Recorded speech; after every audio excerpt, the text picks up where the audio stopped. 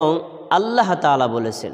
তিনটা কথা শোনেন, আবু হুরায়রা বলেছেন, রাসূল বলেছেন, আল্লাহ বলেছেন। এই যে আল্লাহ বলেছেন এই কথাটা যেহেতু হাদিসে আছে, এই জন্য হাদিসটা হলো হাদিসে কুদসি। হাদিসে কুদসিতে আল্লাহ কি বলেন? মান আদালি ওয়ালিয়ান ফাকাদ আযানতুহু বিল হারফ। কোনো মানুষ যদি আমার বন্ধুর সাথে শত্রুতা করে, আমি তার সাথে যুদ্ধ ঘোষণা করলাম। এই ঘোষণা কার? আল্লাহর।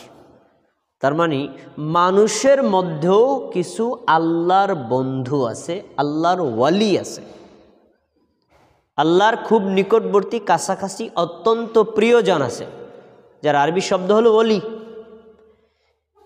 এরপরে তিনি বলছেন আল্লাহর ওলি কারা এবং হওয়ার পদ্ধতি কি। তিনি বলছেন যে ওমা তাকাররাবা ইলাইয়া আবদি বিশাইইন আহাব্বা ইলাইহা মিম্মা ইফতারাতু আলাইহি। বান্দার মধ্য থেকে, বান্দির মধ্য থেকে যেই লোক আমি তার উপর যা ফরজ করেছি, এই ফরজ আমলগুলো করতে করতে করতে করতে আমার নিকটবর্তী হয়, আমার প্রিয় হয়ে যায়।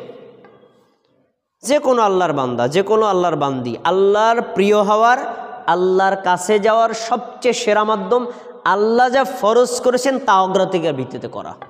ফরজ সালাত, ফরজ সিয়াম, ফরজ যাকাত, ফরজ হজ, এই ফরজ যেগুলো আল্লাহ বাধ্য করেছেন ওইগুলো আগে করা।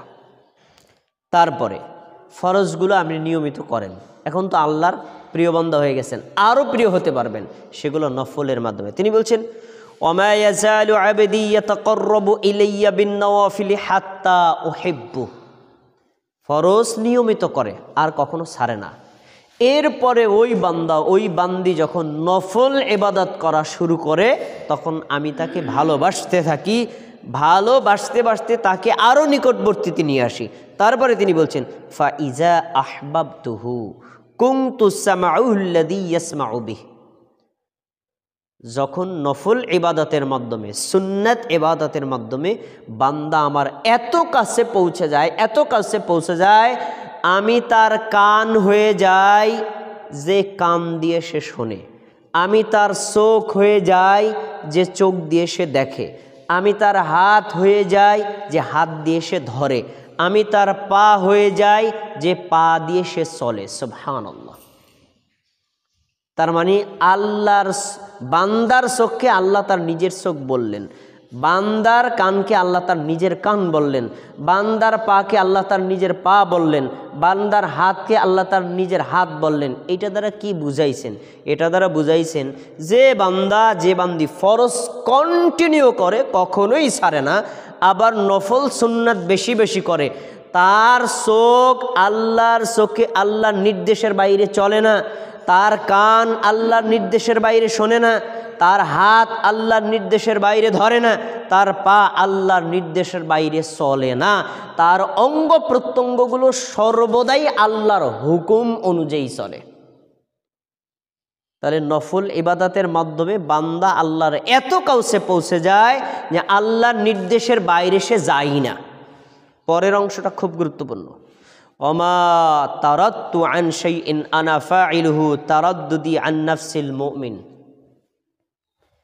আমি যত কাজ করি, কোনো কাজ করতে আমার কোনো দ্বিধা সংকোচ নাই, আল্লাহ তাআলা বলছেন। তবে একটা কাজ করতে আমি একটু দ্বিধাবোধ করি, সেটা কি? মুমিনের জান কবজ করা। মুমিনের জানটা যে কবজ করবো এটা দ্বিধা সংকোচ। কেন? এই মুমিনকে আমি ভালোবাসি, তো সে আমার অত্যন্ত প্রিয়জন, খুব কাছের মানুষ, তার জানটা কবজ করার ক্ষেত্রে আমি একটু দ্বিধা করি, কেন? সে আমার অত্যন্ত প্রিয়। হাদিস থেকে যে জিনিসটা বোঝা গেল যে আল্লাহর ওলি হতে, আল্লাহর প্রিয় বান্দা হতে, আল্লাহর মাহবুব হতে 1 নম্বর স্টেপ ফরজগুলো কন্টিনিউ করা। 2 নম্বর স্টেপ সুন্নাত নফল বেশি বেশি করা। যে যত বেশি করবে সে তত বেশি আল্লাহর ওলি। আচ্ছা, তাহলে আমরা এই হাদিসটি আপনার সামনে কেন পেশ করেছি? 5 ওয়াক্ত ফরজ সালাত আমরা নিয়মিত আদায় করবই।